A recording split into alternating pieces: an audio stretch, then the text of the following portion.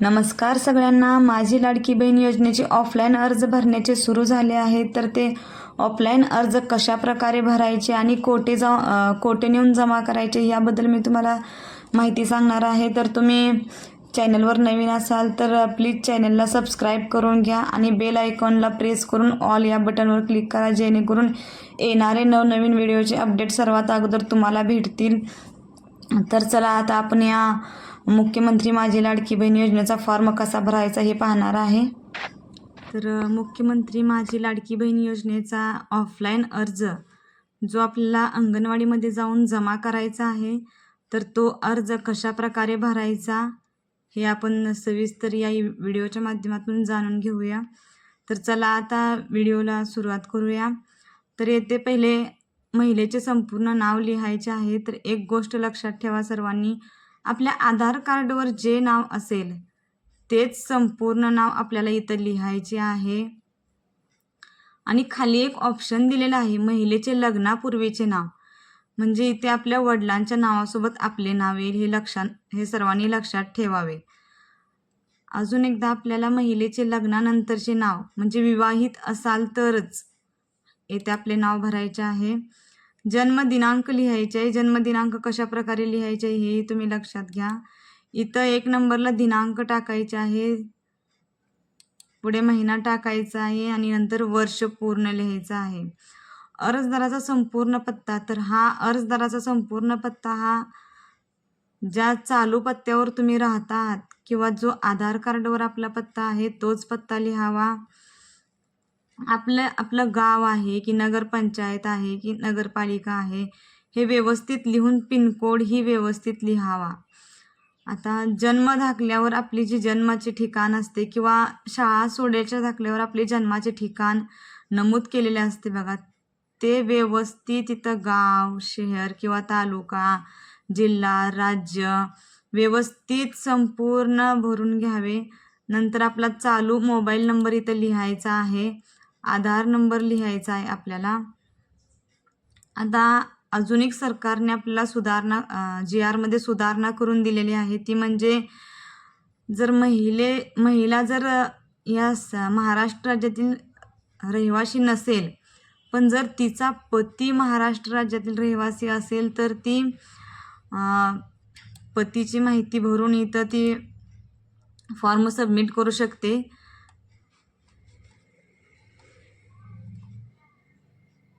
तिला इथं गावाचं नाव टाकायचं आहे. गावाचं नाव टाकल्यानंतर तालुका, पतीचं भरायचं आहे. तर पतीचं नाव नाही भरायचं, फक्त पतीची पूर्ण माहिती भरायची आहे. जसं की पतीचा जन्म कुठे झाला, तालुका कोणता, जिल्हा कोणता, राज्य कोणते हे नोंद करायचे आहे. 8 नंबरचा मुद्दा बघा सगळ्यांनी, शासनाच्या इतर विभागामार्फत राबवण्यात येणाऱ्या आर्थिक योजनांचा लाभ घेत आहात का?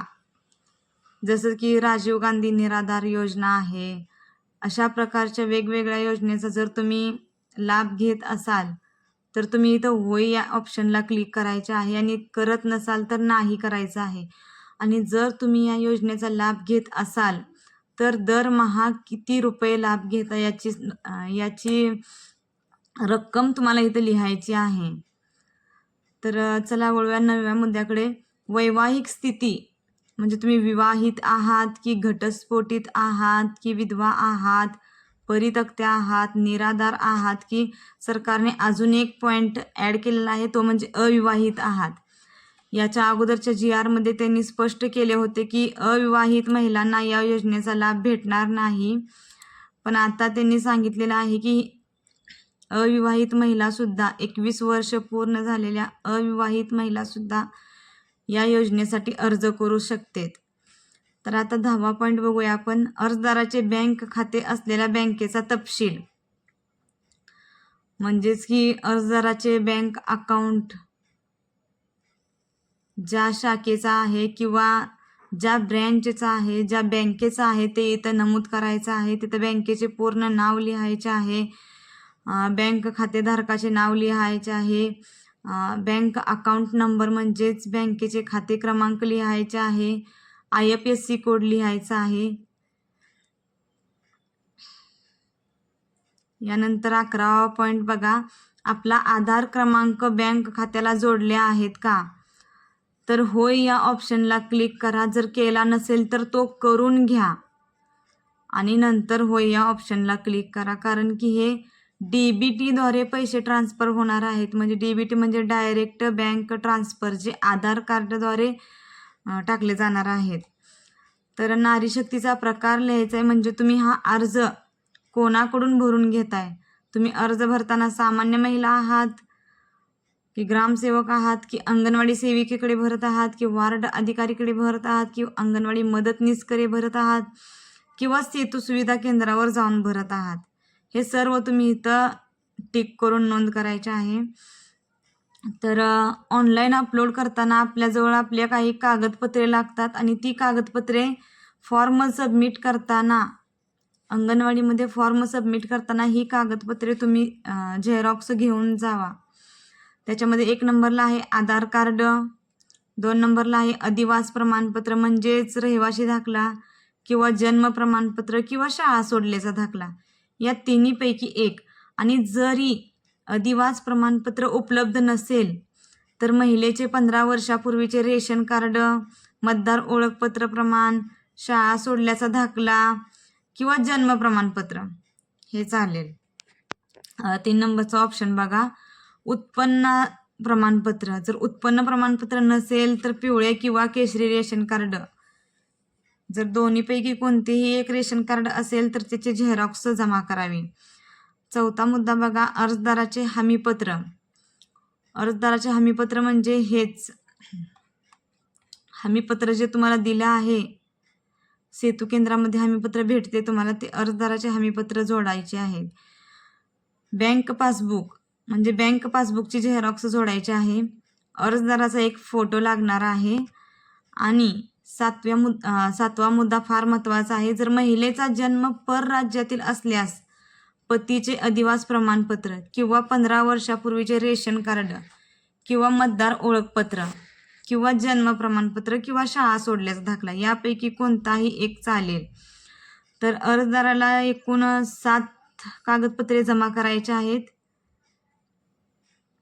अर्जदाराने सदरचा अर्ज परिपूर्ण भरल्यानंतर संबंधित अंगणवाडी केंद्रामध्ये जाऊन जमा करायचा आहे.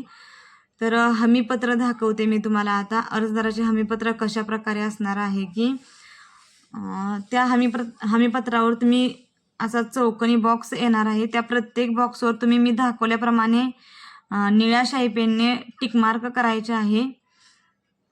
तर इथं असं लिहिलेलं असणार की मी घोषित करते की माझ्या कुटुंबाचे एकत्रित वार्षिक उत्पन्न 2.5 लाख रुपयेपेक्षा अधिक नाही.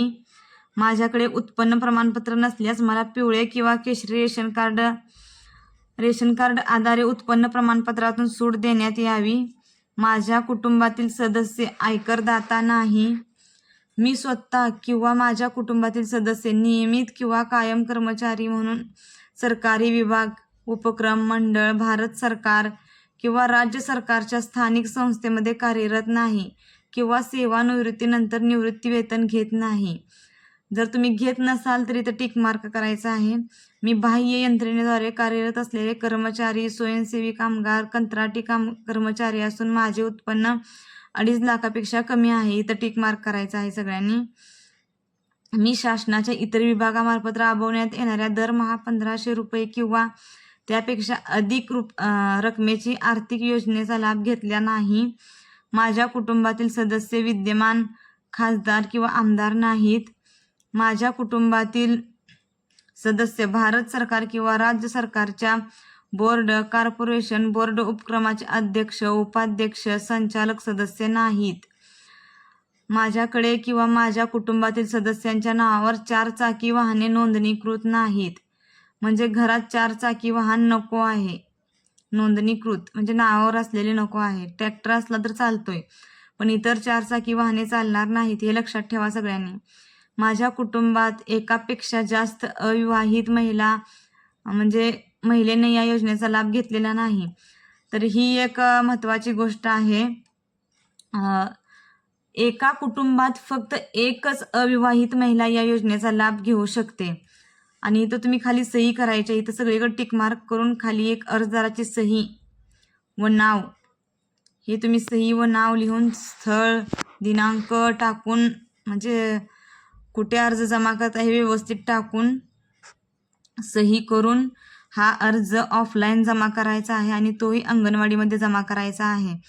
तर अर्ज दाखल केल्यानंतर तुम्ही ही पावती ज्याच्याकडे तुम्ही अर्ज भरत आहात त्याच्याकडून ही पावती फाडून घ्यायची आहे, जेणेकरून तुम्हाला या अर्जाबद्दल नंतर माहिती भेटली की आपला अर्ज हा भरला गेलेला आहे याची खात्री होईल तुम्हाला. तर मुख्यमंत्री माझी लाडकी बहीण योजनेअंतर्गत आपला ऑनलाईन ऑफलाईन अर्ज यशस्वीपणे दाखल करण्यात आला आहे.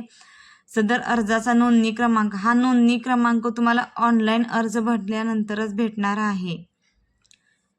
अजूनही ऑनलाईन अर्ज भरण्याचं काम सुरू झालेले नाही. अफवांवर विश्वास ठेवू नका. ज्यावेळेस ऑनलाईन अर्ज भरण्यात येईल त्यावेळेस तुम्हाला इथं नोंदणी क्रमांक येईल.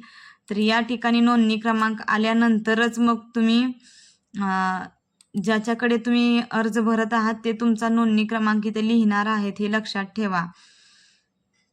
येथे अर्ज स्वीकारणाऱ्याची सही घ्यायची, म्हणजे ज्याच्याकडे तुम्ही अर्ज जमा करत आहात त्याची सही इथं घ्यायची आहे तुम्ही. तर मुख्यमंत्री माझी लाडकी बहीण योजना या योजनेचे अजूनही ऑनलाईन अर्ज सुरू झाले नाहीत. तर तुम्ही अफवांवर विश्वास ठेवू नका, कारण की या योजनेचे शासकीय संकेतस्थळ अद्यापही चालू झालेले नाही. तरी शासनामार्फत लवकरच संकेतस्थळ वेबसाईट उपलब्ध होणार आहे. सदर फॉर्म हा GR नुसार ऑनलाईन पद्धतीने अंगणवाडी केंद्रात किंवा बाल विकास प्रकल्प अधिकारी कार्यालय, ग्रामपंचायत व महानगरपालिकेचे वॉर्ड ऑफिस, सेतू सुविधा केंद्र, आपले सरकार केंद्र किंवा स्वतःच्या मोबाईल ॲपद्वारे भरता येणार आहे. तर तुम्ही कुठल्याही व्यक्तीवर विश्वास ठेवू नका. फक्त ऑफलाईन अर्ज हे अंगणवाडीत नेऊन जमा करायचे आहेत. ऑनलाईन अर्ज अजूनही सुरू झालेले नाहीत. याची सर्वांनी नोंद घ्या. कृपया अफवांवर विश्वास ठेवू नका.